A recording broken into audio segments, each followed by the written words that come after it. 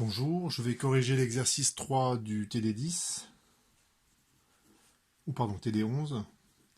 C'est un exercice d'application directe du cours.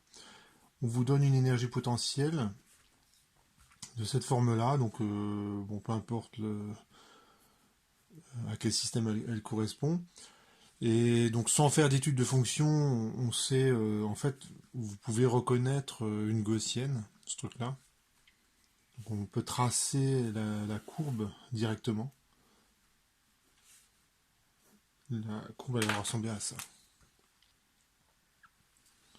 Donc c'est comme une gaussienne, mais à l'envers, enfin, peut-être à l'envers. Ça fait un truc comme ça. Et donc sans faire aucun calcul, on peut déjà voir graphiquement qu'il y a une position d'équilibre qui est en x égale à 0, et en plus elle est stable. La méthode, je vous la rappelle rapidement, on va approximer par une fonction parabolique que je trace en rouge là, l'énergie potentielle autour de la position d'équilibre. Effectivement, si on zoome dans cette zone-là, on ne distingue plus la différence entre la courbe rouge et la courbe bleue. Et une fois qu'on a fait cette approximation-là, en fait, on a fait l'approximation du masse-ressort, hein, de l'oscillateur harmonique autour de la position d'équilibre. Et une fois qu'on a cette expression de la courbe en rouge, on écrit la conservation de l'énergie mécanique et tout de suite après, on retrouve l'équation différentielle d'un oscillateur harmonique.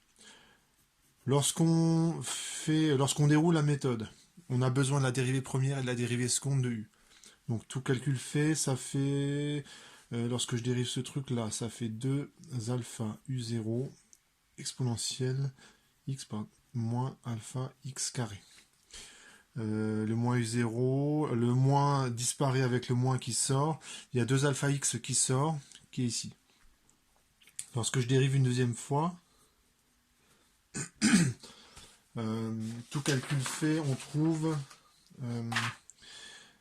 exponentielle 2 alpha U0 exponentielle moins alpha x carré 1 moins 2 alpha U0 x carré, et pardon, il n'y a pas de U0. Je vérifie quand même le résultat.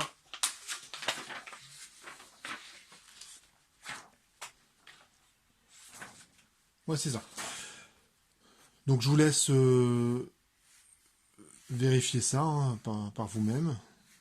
Hein, c'est des petits calculs de dérivés. Première étape, si on cherche les positions d'équilibre. Et pour ça, on va simplement résoudre cette équation-là. D2U sur D2X égale 0. En fait, je recherche les zones plates hein, qui correspondent à des positions d'équilibre. Et vous voyez instantanément que ce truc-là s'annule que quand x égale à 0. On vient d'enfoncer une porte ouverte. Hein. On se doutait bien que x équilibre égale 0 était une position d'équilibre.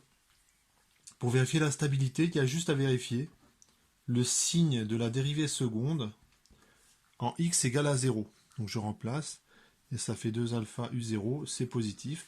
Donc la position d'équilibre, elle est stable. Je vous rappelle que ce critère, il est tout simple. Effectivement, la dérivée seconde, si elle est positive, ça fait une cuvette. Donc c'est stable. Si elle avait été négative, ça aurait fait une bosse, et la position aurait été instable.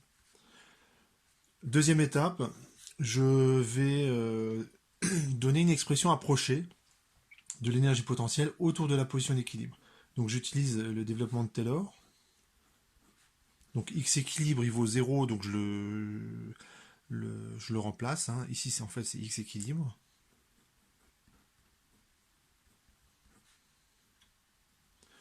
Ici je devrais mettre x moins x équilibre, mais comme x équilibre vaut 0, je ne le note pas. Ici j'ai la dérivée seconde que j'évalue en 0, x au carré. Par définition ce terme il est nul, hein, puisque position d'équilibre, elle est justement définie par une dérivée première qui est nulle. Et donc u de x, et donc c'est environ égal à u de 0, plus je remplace l'expression de la dérivée seconde, donc c'est alpha u0, x au carré. Et cette équation-là, ben c'est l'équation de cette courbe-là.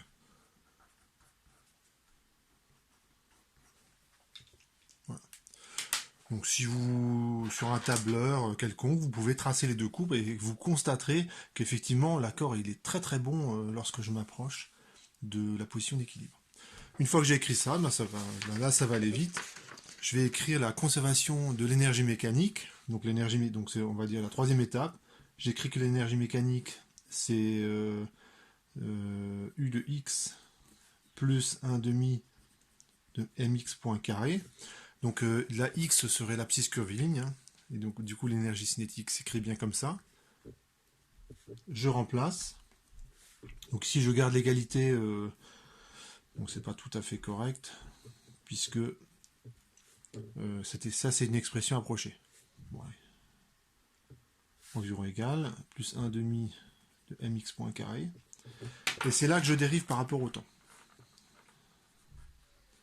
Donc dans cette méthode-là, ce que vous pouvez retenir, c'est au départ, je dérive par rapport à les coordonnées d'espace, et après je dérive par rapport au temps. Et je suppose qu'il n'y a pas de force non conservative. Donc les forces non conservatives, évidemment, vous devez penser au frottement, donc il n'y a pas de frottement. Il n'y a pas d'opérateur non plus qui vient perturber le système. Alors, lorsque vous intervenez sur une manip, les forces que vous exercez sur la manip, c'est des forces non conservatives. Hein, parce qu'elles dépendent, d'une certaine façon, elles dépendent de votre volonté. Et votre volonté, ouais, bon, c'est un petit peu idiot ce que je veux dire, mais c'est ne dérive pas d'une énergie potentielle. Voilà. On philosophe un petit peu. La dérivée d'une constante, c'est nul. Ensuite, je dérive ce truc-là, ça fait 2 alpha u0 x point. Et quand je dérive ce truc-là, ça fait 1 demi de m 2x point x seconde. Le x point se simplifie. Et j'arrive au résultat. Donc il y a une petite réécriture à faire. Et donc on reconnaît l'équation différentielle d'un oscillateur harmonique de pulsation oméga 0 tel que oméga 0 carré, il vaut ce truc-là, et comme position d'équilibre, x équilibre égale 0. Voilà pour cet exercice.